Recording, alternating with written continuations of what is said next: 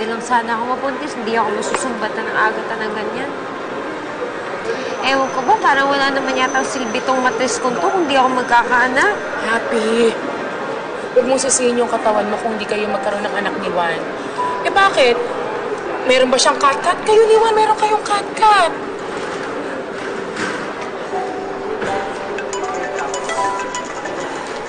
Oh.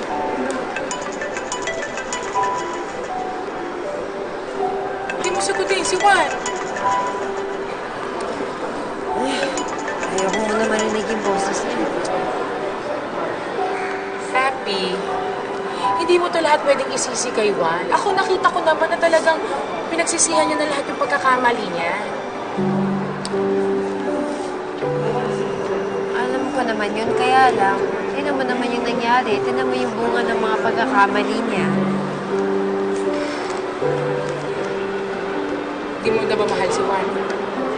Hindi naman ganun yun, ate. Eh, syempre mahal ko si Juan, di ba? Pero hindi ko alam kung kaya kong tanggapin na may anak siya sa iba.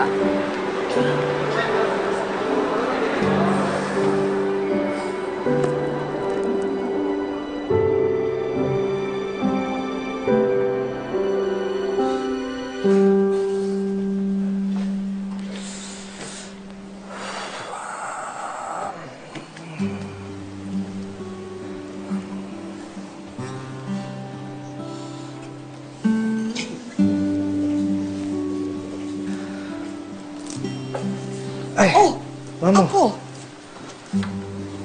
Nandito ka pala. Wala ka bang pasok?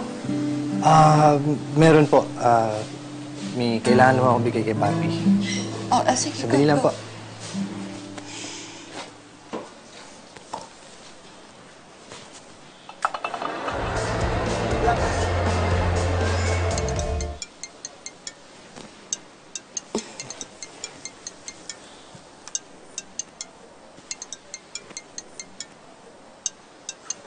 Si Etching to, ah.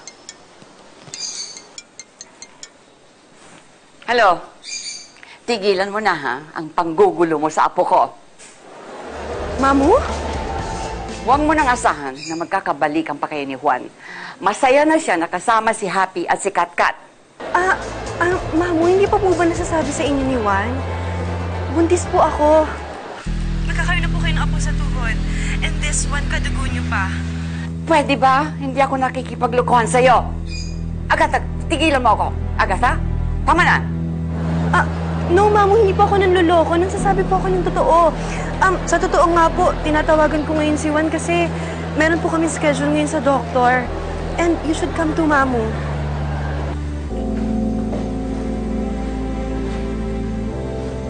Mamo? Sino kausap niyo? Nabuntis mo ba? Si Agatha?